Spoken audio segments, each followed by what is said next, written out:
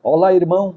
Seja muito bem-vindo ao curso Bacharel Livre da Teós, sua escola de teologia. Nós estamos no primeiro módulo, Doutrina das Escrituras. Vamos para a terceira aula e nela nós iremos conversar um pouco sobre a importante doutrina da inerrância das Escrituras. Infelizmente, inerrância não é um termo popular no contexto dos estudos bíblicos atuais. Para muitos, a inerrância das Escrituras é vista como uma invenção anti-intelectual, motivada pelo receio dos fundamentalistas norte-americanos dos séculos XIX e XX, que estavam tentando proteger a autoridade da Bíblia da crescente onda do racionalismo iluminista. A maldita teologia liberal acredita que a inerrância é tanto teológica quanto filosoficamente indefensável. E aí, por influência dessa teologia liberal, a doutrina da inerrância é rejeitada pela voz majoritária de uma geração que, em relação a esse assunto, optou pela negação da doutrina. Em face disso, na atualidade, a doutrina da inerrância ela é retratada como obsoleta, desonesta, antibíblica. E aí, em meio a esse contexto, cada vez mais evangélicos estão se afastando, rejeitando essa bendita doutrina por medo de que sejam rotulados de fundamentalistas, desonestos e até antibíblicos. Caminhando na contramão dessa vertente, nessa terceira aula, nós vamos conversar um pouco sobre essa importante doutrina, começando pela definição. Então, o primeiro ponto da nossa aula tem a ver com a definição, conceito de inerrância. De forma bem simples, nós podemos afirmar que a doutrina da inerrância é a crença de que a Bíblia é a verdade. A inerrância entende que, sendo Deus verdadeiro e perfeito, sua palavra oral é verdadeira e perfeita. Logo, sua palavra na Escritura é também verdadeira, perfeita e livre de erros. Quando se fala que a Bíblia é inerrante, se quer dizer que em tudo que a Bíblia ensina, seja religioso, moral, social ou físico, ela é totalmente verdadeira, livre de erros. É importante salientar que, quando afirmamos que a Bíblia é inerrante, não significa que a Bíblia diga toda a verdade sobre tudo aquilo que ensina, mas em tudo aquilo que a Bíblia ensina, ela diz a verdade. Esse é o ponto de vista sobre a Bíblia que nós encontramos na própria Bíblia. E esse ponto de vista tem sido o ensino histórico da igreja desde o seu início. Embora que a palavra inerrante ou inerrância seja uma palavra nova, ela entrou no ensino da igreja a partir do século XIX. A palavra, o termo inerrância. A doutrina provém do fato de que, tanto no Antigo como no Novo Testamento, as Escrituras apresentam de maneira uniforme, coerente, as próprias palavras de Deus. Então, sendo as palavras de Deus, as Escrituras não podem ensinar qualquer coisa que seja falsa, porque Deus não pode ensinar o que é inverídico. As Escrituras têm de ser tão confiáveis, tão fiéis, quanto Deus mesmo o é. No Salmo 33, verso 4, nós lemos: porque a palavra do Senhor é reta, todo o seu proceder é fiel. Portanto, a doutrina da inerrância das Escrituras Sagradas afirma que os 66 livros da Bíblia são palavras de Deus escrita, razão pela qual não contém erro na totalidade dos seus ensinamentos. Desta forma, nós podemos afirmar que a essência da doutrina da inerrância é a crença de que a Bíblia é a palavra de Deus. E que quando Deus fala, ele fala a verdade. Portanto, a crença na inerrância da Bíblia é a convicção de que tudo o que está contido nela é exato. Tudo o que ela afirma é seguro, é confiável, verdadeiro. Aleluia! Vale ressaltar que o termo inerrância tem a finalidade de comunicar um aspecto particular da autoridade da Bíblia, a saber, ela não contém afirmações inverídicas. E se esse é o propósito, então o termo inerrância parece capturar muito bem essa ideia. Infelizmente, quando nós afirmamos que a Bíblia é verdadeira, diante dessa declaração, muitos se levantam para afirmar o contrário. E nós vamos entrar no segundo ponto da nossa aula para apresentar duas objeções com respeito à doutrina da inerrância da Bíblia. A primeira objeção afirma que a inerrância é uma ideia nova na história do cristianismo. Alguns têm insistido que a inerrância é uma invenção do fundamentalismo americano. Portanto, é uma ideia sem precedentes na história do cristianismo. Quem faz tal afirmação são os críticos da teologia liberal.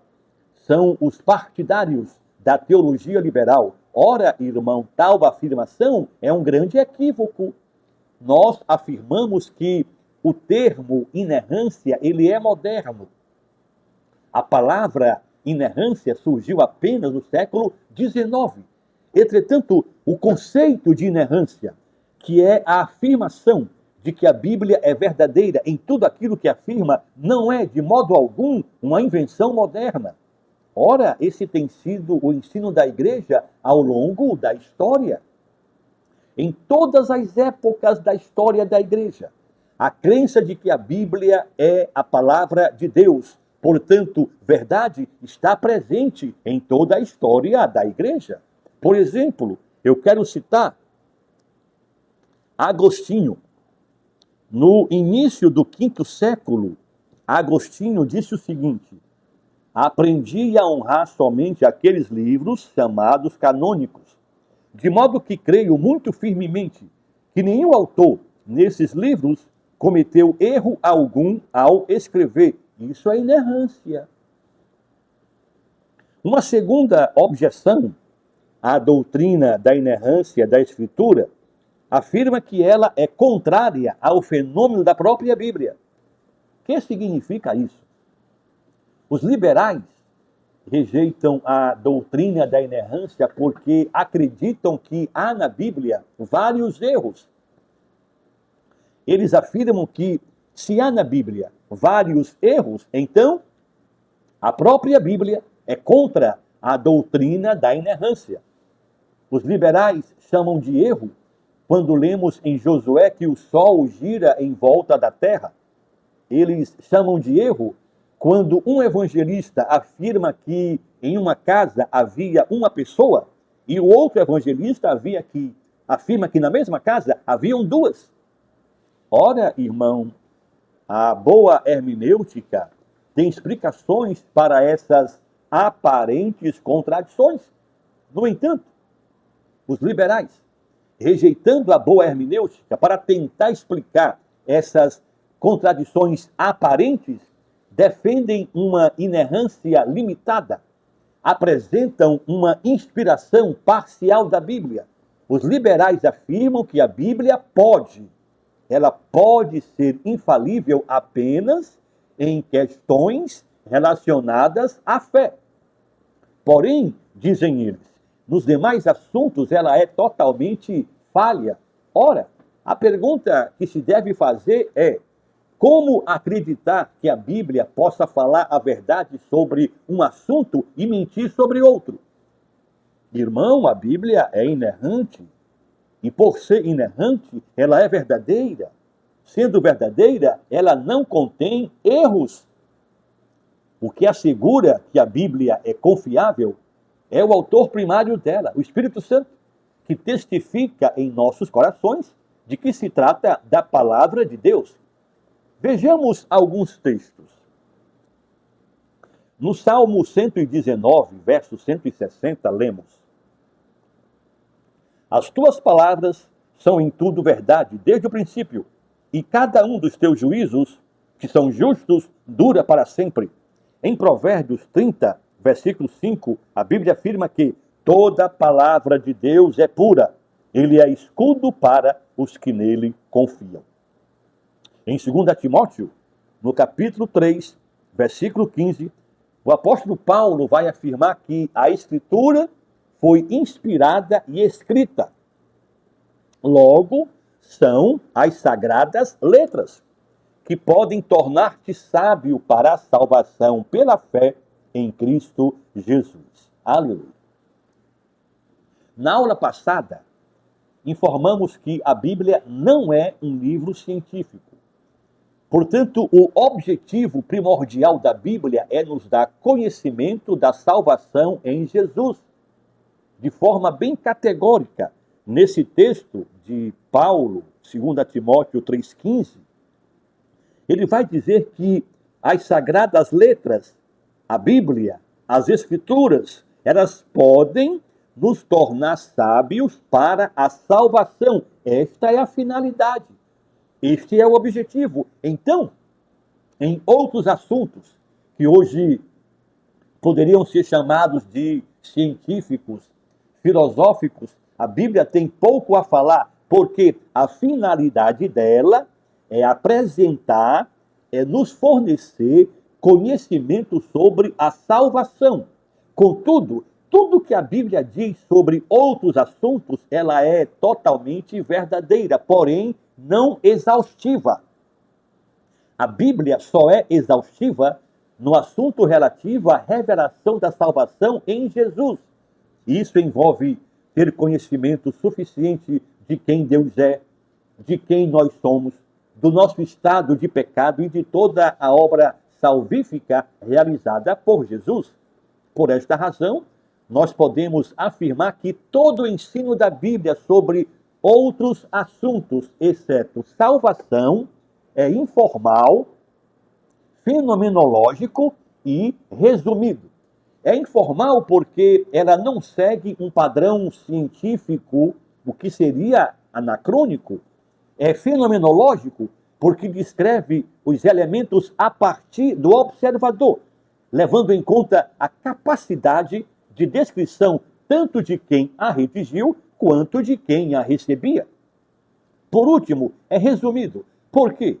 A Bíblia utiliza apenas 11 capítulos em Gênesis para falar de toda a história da criação e de todo o desenvolvimento humano sobre a Terra. Portanto, é informal, é fenomenológico e também resumido. O grande reformador João Calvino, ele não tinha nenhuma dificuldade em compreender que certos termos utilizados na Bíblia foram acomodados para a compreensão de um povo que, segundo ele, era um povo rude, ignorante e também imperfeito. Para Calvino, quando Deus fala, ele se acomoda à nossa capacidade. Nas Escrituras, diz Calvino, Deus se revela por meio de palavras. E essas palavras conseguem falar algo sobre Deus, mas são, por causa da nossa pequena capacidade, extremamente limitadas. Esse pensamento de Calvino é um dos grandes marcos, é uma das grandes contribuições para o pensamento cristão em todos os tempos. Calvino afirma que quando Deus fala, ele se acomoda à nossa capacidade. Isso se chama, na teologia hermenêutica, de princípio da acomodação. Ou seja, a palavra divina adapta-se ou acomoda-se à capacidade humana para suprir as necessidades da situação. E aí, sobre esse importante assunto, 4 verdades merecem ser destacadas. A primeira é que a inerrância da Bíblia não exige que ela use linguagem científica em suas afirmações. A linguagem da Bíblia, irmão, é a linguagem do homem comum. Nesse sentido, a Bíblia vai falar que o sol gira em torno da terra, que o vento sopra e outras afirmações fenomenológicas, ou seja, elas podem ser vistas a partir da perspectiva do homem comum. Irmãos, precisamos compreender que a Bíblia não pretende ser um compêndio de química, física quântica, biologia, geografia. Não. Portanto, ela não tem a necessidade de se apegar às linguagens próprias dessas ciências. O fato da Bíblia não dar explicações científicas completas sobre geografia, biologia, física, química, não implica que haja alguma imprecisão. Seria imprecisão se as informações contidas na Bíblia fossem falsas ou imprecisas. As informações não são falsas, são limitadas, mas ainda assim são totalmente verdadeiras. Sobre a afirmação feita por Calvino, uma segunda verdade merece ser destacada. E esta segunda verdade diz que inerrância não exige uma estrita conformidade com as regras da gramática. O uso de figuras como hipérbole, que é o uso de exageros, sinédoque, que é usar o menor pelo maior, metonímia, que utiliza um nome por outro, prosopopeia, que é a personificação de coisas, o eufemismo, que é minimizar algo que é triste, não comprometem em nada a doutrina da inerrância. No contexto da inerrância, os gêneros literários da Bíblia, como o poético, o apocalíptico, precisam ser compreendidos a partir das suas peculiaridades. As imagens fabulosas que a gente vê em Ezequiel, Daniel, no próprio Apocalipse, imagens fantasiosas, são condicionadas ao próprio gênero. E, portanto, elas devem ser consideradas a partir da sua interpretação e não da perspectiva literal. O conceito de narrativa histórica bíblica, irmão, é, acima de tudo, um conceito de narrativa teológico, isto é, os autores podem ter selecionado os momentos históricos para defender o seu ponto de vista teológico.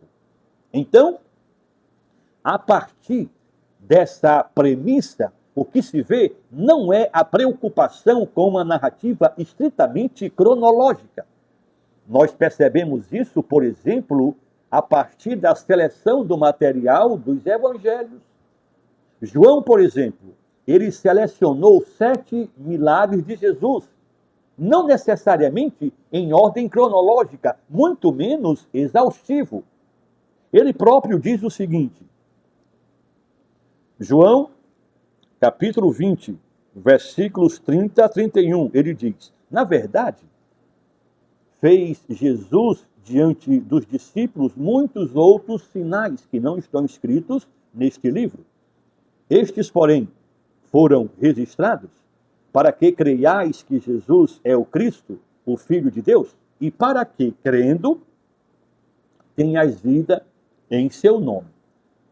Cada evangelista organizou o seu material registrando as coisas que de fato aconteceram, não com rigor cronológico. Um exemplo simples pode nos ajudar. A tentação de Jesus. Nessa narrativa, a narrativa da tentação, ela é deixada de lado por João. João não faz nenhuma menção com respeito à tentação de Jesus. Quando a gente vai ler Marcos, a gente vai perceber que Marcos usa apenas uma frase para fazer referência a este fato. Marcos vai dizer, e logo o Espírito Santo o impeliu para o deserto, onde permaneceu 40 dias, sendo tentado por Satanás. Estava com as feras, mas os anjos o serviam. É tudo que Marcos tem a dizer sobre a tentação de Cristo. Contudo, quando a gente lê Mateus e Lucas, a gente vai perceber que eles registram 3 investidas do diabo contra Jesus, não na mesma ordem.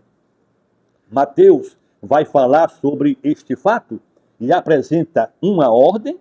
Lucas, falando sobre o mesmo fato, apresenta uma outra ordem. A ordem em Mateus é deserto, pináculo do templo e monte muito alto.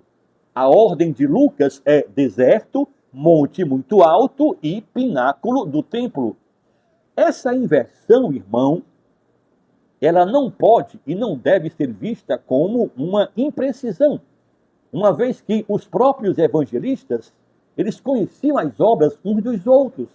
Então, essa inversão, ela deve ser percebida, ela deve ser vista como um propósito teológico de evidenciar uma verdade específica. Quando Mateus apresenta o seu relato, a perspectiva teológica dele é diferente da de Lucas.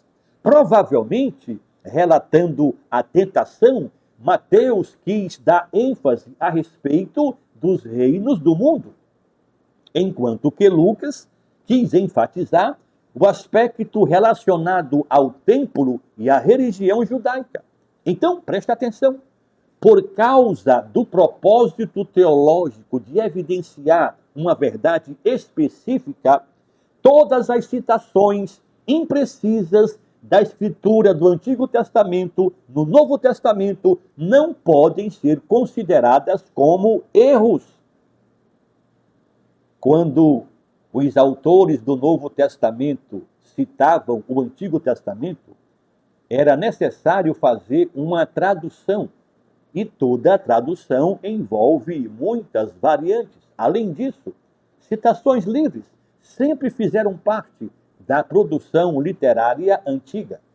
Do mesmo modo, nós não precisamos esperar na Bíblia que as palavras de Jesus, conforme foram registradas pelos evangelistas, contenham aquilo que tecnicamente fala de ipsíssima verba, isto é, palavras exatas, mas a ipsíssima vox, a voz exata.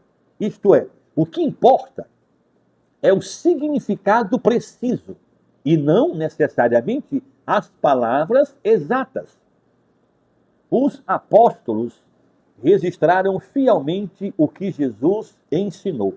Isso é pura verdade. No entanto, nós temos que lembrar que muitas palavras de Jesus, muitos dos seus ensinamentos, foram feitos em aramaico e os evangelhos foram escritos em grego. Portanto, sempre houve a necessidade de adaptações. E essas adaptações foram feitas de modos diferentes por Mateus, Marcos, Lucas e João. Por esta razão, não precisamos esperar na Bíblia que as palavras de Jesus, conforme foram registradas pelos evangelistas, contenham palavras exatas. O que se espera, e na verdade há, são vozes exatas. Do mesmo modo, as palavras de Paulo, de Pedro, dos demais apóstolos, quando foram registradas por Lucas em Atos, não foram necessariamente citações literais dos seus sermões. Os sermões de Paulo eram muitos maiores que aqueles que a gente lê no livro de Atos. Então, é totalmente compreensível que Lucas tenha feito um resumo dessas mensagens. Todavia, esse resumo representa perfeitamente o significado, o objetivo, a finalidade pretendida pelos apóstolos. Portanto, repetimos, inerrância não exige necessariamente uma estrita conformidade com as regras da gramática. Calvino dizia que a palavra divina adapta-se ou acomoda-se à capacidade humana para suprir as necessidades da situação. Sobre esse importante assunto, nós estamos fazendo algumas afirmações. E a terceira é que inerrância não exige um grau de exatidão nos números. Quando se diz que 5.000 pessoas estavam num determinado evento, aponta-se um valor aproximado, mas não há a necessidade de que se conte uma por uma. Geralmente, aponta-se como erro o fato de um evangelista dizer que havia em uma casa uma pessoa, e aí o outro evangelista, narrando o mesmo fato, diz que na mesma casa haviam duas. Muitas coisas poderiam explicar essa aparente divergência. Uma delas é que cada um dos evangelistas registrou o que viu no determinado momento em que viu, o que não necessariamente implica em erro. O evangelista que afirmou que haviam duas pessoas certamente não conhecia nenhuma. Todavia, aquele que citou apenas uma provavelmente era a que conhecia, era aquela que o escritor conhecia. Nós vemos esse exemplo lá no caso do endemoniado de Gadara e também no caso do cego de Jericó. Mais à frente, quando a gente chegar na matéria de hermenêutica bíblica, nós vamos tratar desse assunto com mais propriedade e profundidade. Calvino afirmava que a palavra divina acomoda-se à capacidade humana para suprir as necessidades da situação. Isso é algo muito importante e sobre esse assunto, 4 coisas merecem ser destacadas. E a quarta é que a inerrância, ela faz alusão apenas aos autógrafos. No contexto da bibliologia, o termo autógrafos faz referência aos escritos originais, aqueles que saíram da pena dos escritores bíblicos. E aí, fundamentado nisso, alguns liberais afirmam que somente eram inerrantes esses autógrafos, os escritos originais. E aí, dizem eles, como nenhum deles existem hoje, falar de inerrância é algo sem sentido. De fato, irmão, nós não temos mais os originais. Tudo que temos hoje são cópias dos originais. Todavia, há uma disciplina na teologia, e essa disciplina está para além da exegese, chamada de alta crítica. Este é um trabalho que faz uma análise muito cuidadosa, muito apurada, de cópias dos originais. E aí, pelo cuidadoso estudo da comparação entre todas as cópias, está plenamente provado 99% de tudo que as cópias tratam concordam e nenhum caso de doutrina está afetado. Além disso, em alto e bom som, nós podemos declarar que o Espírito Santo, que inspirou os escritos em sua soberania, ele preservou com fidelidade o conteúdo das Escrituras nas cópias que se seguiram. Aleluia! A verdade é que, apesar de todos os seus esforços, esses críticos liberais não têm conseguido provar que a Bíblia contenha erros. Aleluia por isso. A Bíblia é inerrante, novamente. Aleluia. Vamos para o terceiro ponto da nossa aula. Nesse terceiro ponto, nós queremos apresentar o fundamento da doutrina da inerrância. Rapidamente, nós queremos destacar 3 fundamentos da inerrância da Bíblia. O primeiro é que o escrito de Moisés possui a mesma autoridade que o escrito de Deus. Os primeiros textos bíblicos a serem escritos tiveram origem no tempo do êxodo do Egito. Esses textos relatam a aliança do Senhor com o seu povo. Quando a gente lê Êxodo 14:14, somos informados que Moisés recebeu ordem para escrever as palavras de Deus. Moisés registrou também as palavras de Deus dirigidas ao povo no Monte Sinai. Registrou como Deus guiou o povo no deserto e também registrou tudo que Deus lhe revelou até o tempo da sua morte. Moisés ordenou que o livro da lei fosse colocado junto à Arca da Aliança dentro do lugar santíssimo. A arca continha as 2 tábuas de pedra nas